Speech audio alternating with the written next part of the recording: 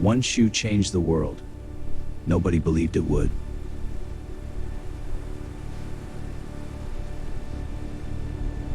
Phil Knight was a mediocre runner with an extraordinary obsession.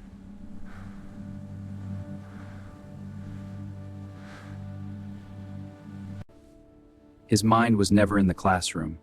It was always on the track. The principles of supply and demand govern all business decisions. At Stanford Business School, one assignment would change everything.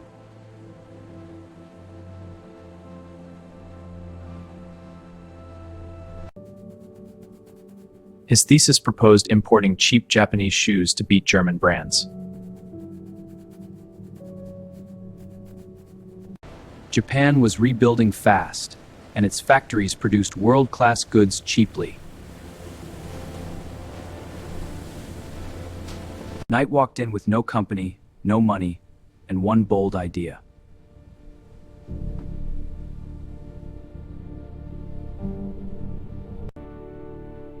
They agreed. Knight had just become their exclusive American distributor. His first office was his parents' bedroom. His startup capital was $50.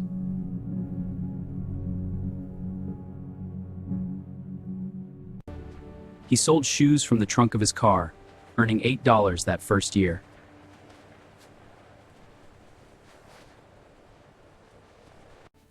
Coach Bill Bowerman believed every ounce removed from a shoe saved energy.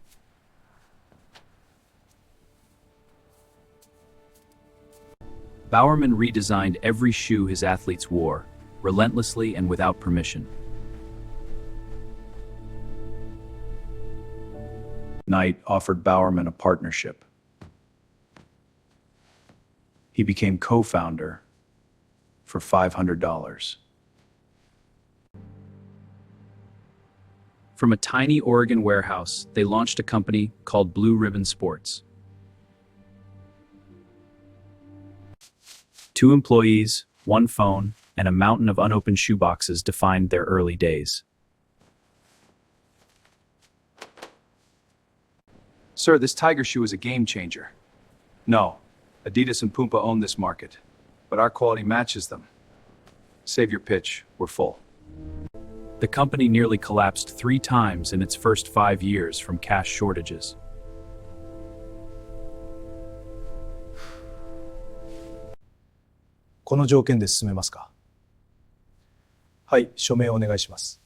Japanese financing kept the company alive when American banks refused to help. Coffee, Bill? While Knight chased money, Bowerman quietly obsessed over building a better shoe. The 1968 Olympics showed the world that performance footwear truly mattered.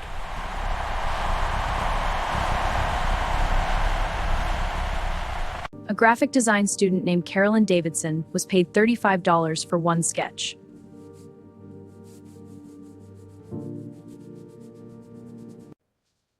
Knight looked at the swoosh and said he did not love it, but it would grow on him.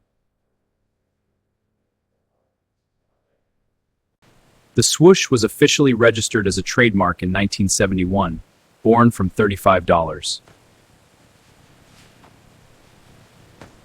In 1971, Blue Ribbon Sports officially became Nike, named after the Greek goddess of victory.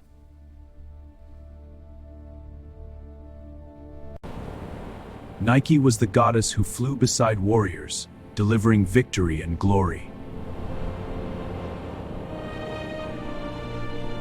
One Sunday morning, Bowerman pressed rubber into a waffle iron and changed shoe design forever. The waffle sole created unmatched grip and cushioning, revolutionizing running performance. Athletes who tested the waffle trainer immediately ran faster and reported less fatigue. Wow, these feel amazing! Great times! These prototypes are working. Hard pace. The design is solid. Nike debuted at the 1972 Olympic trials, worn by athletes who finished in the top 4.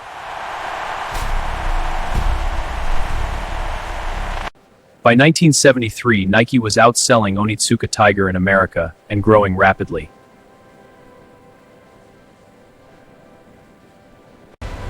America was entering a running boom, and Nike was perfectly positioned to lead it.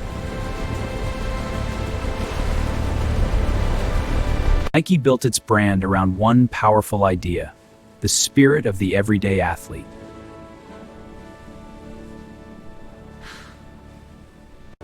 Cut! Nike invested heavily in emotional advertising long before competitors understood its power. Nike was quietly studying basketball, sensing its next massive cultural opportunity. In 1984, Nike signed a young rookie named Michael Jordan for $250,000. The Air Jordan 1 was designed to be controversial, bold, and completely unforgettable.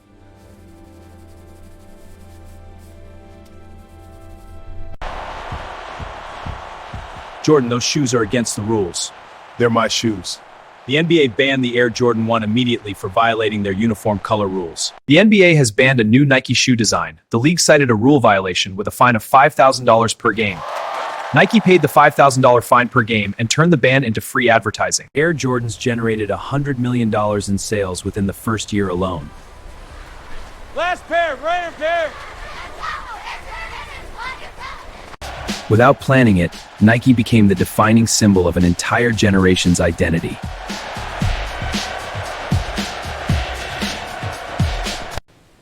Nike moved production to Asia, cutting costs dramatically and scaling output massively. Behind Nike's explosive growth, serious questions about worker conditions began emerging globally.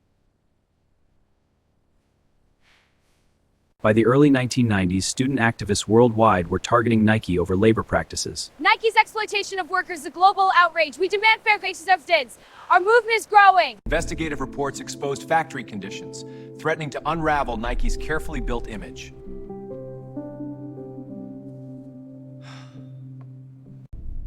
Knight faced the most difficult question of his career: profit or responsibility. We must lead with accountability. Our new factory audit program sets the standard. Nike launched a complete factory audit program, the first of its kind in the industry. We will act on every finding. Nike raised minimum wages and improved conditions in over 700 factories worldwide.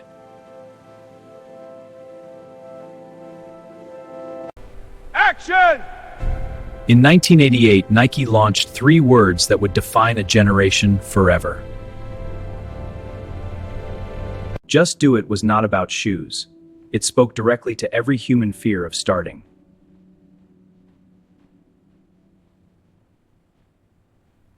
Just Do It transcended sport and spoke to the universal human desire to overcome. Nike headquarters today spans 200 acres and employs over 70,000 people worldwide.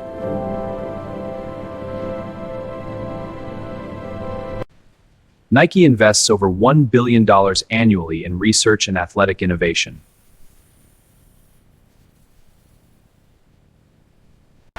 At every modern Olympics, Nike equipment appears across more nations than any other brand.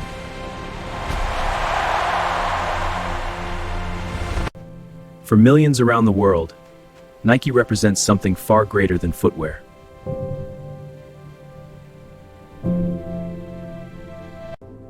Knight once said he never wanted to stop. He just wanted to win, and keep winning.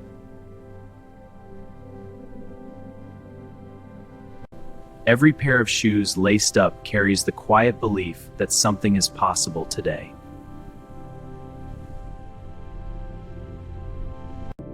The greatest innovations in history often begin with the simplest and most ordinary objects. See, every big idea starts small. Nike never sold shoes. It sold the feeling of believing you are capable of more.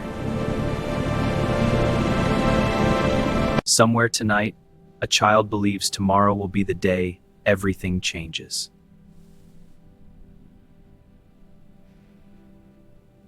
It began with $50 and one impossible belief.